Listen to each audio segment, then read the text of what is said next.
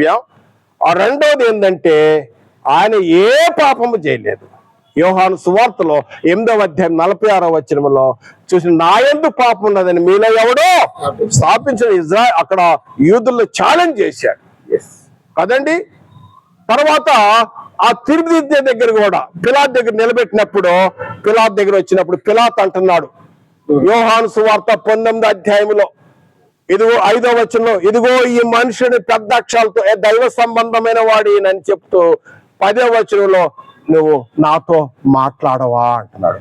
అప్పుడు ముళ్ళ కిరీటం పెట్టారు, ఊదరంగు వస్త్రం ధరించారు, ఒక నేరస్తుడిగా తీసుకొచ్చినప్పుడు ఇక్కడ పిలాతు అంటున్నాడు నువ్వు నాతో మాట్లాడవా, నేను విడుదల చేస్తా, నాకు అధికారం ఉంది, నువ్వు ఒక నోరు తెరు.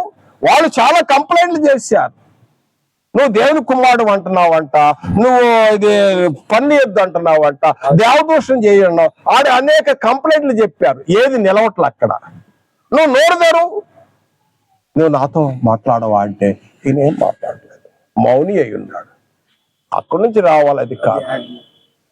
అక్కడ ఏం చెప్తున్నారు, కేకలేశారు, సిలివేయము సిలివేయము సిలివేయమని కేకలేశారు.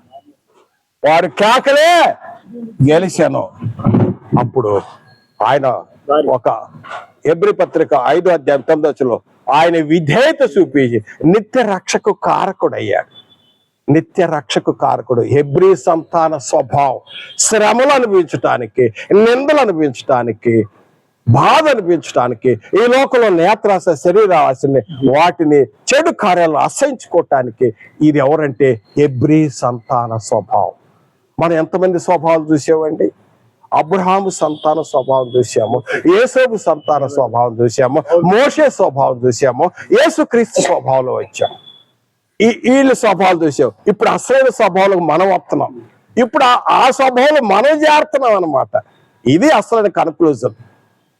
వాళ్ళైతే చూసాం, పాతలు దృష్టాంతాలు చూసాం. ఇప్పుడు మన క్రైస్తవులు మనకేంటి? క్రీస్తు యేసులోనికి బాప్తిసం పొందిన మీరందరూ క్రీస్తును ధరించుకున్నారని ఎరగరా? గలతీ పత్రిక 3వ అధ్యాయం 26, 27 వచనాలు. 29వ వచనంలో అందువలన యూదుడు గాని అన్యజనుడు గాని వీరందరూ కూడా అబ్రహాము సంతానం అయిపోయాం. యేసుక్రీస్తు వారు అబ్రహామ్స్ సీడులో వస్తే ఇప్పుడు క్రీస్తును ధరించుకోవటం ద్వారా మనం కూడా అబ్రహాం సీడ్ అయ్యామా అన్నా? సామ్యులన్నా శ్రద్ధగానండి, మనం కూడా అబ్రహాము సీడ్ అయ్యాం. ఇది ఆత్మీయ పాఠం.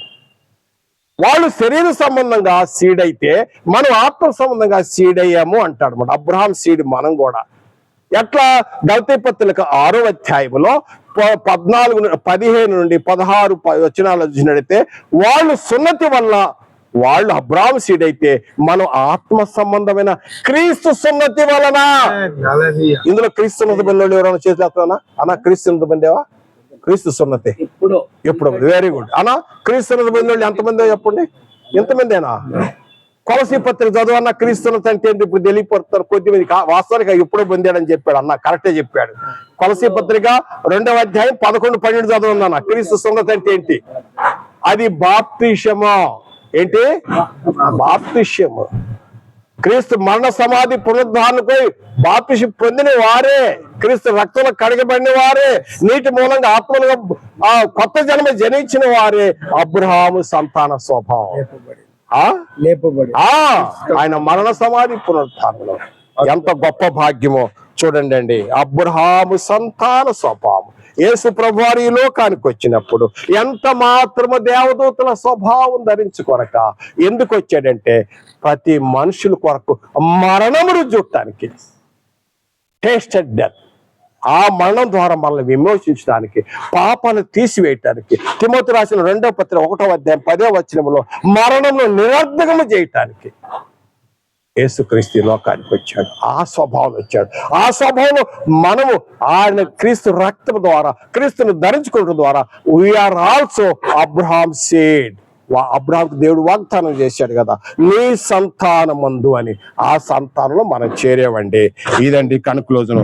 నా ప్రియ సహోదరుడా, మరి మనం అబ్రహాము సంతాన స్వభావం ఉంటున్నప్పుడు మరి క్రీస్తు ఎలా ఉన్నాడో ఆ విధంగా మనం నడుచుకోవాలి కదా. క్రీస్తు ఆ స్టేటస్ లోకి వచ్చాం కదా, క్రీస్తు స్టేటస్ లో మనం వచ్చాం కదా. మరి క్రీస్తులాగా నడుచుకోవాలి కదా.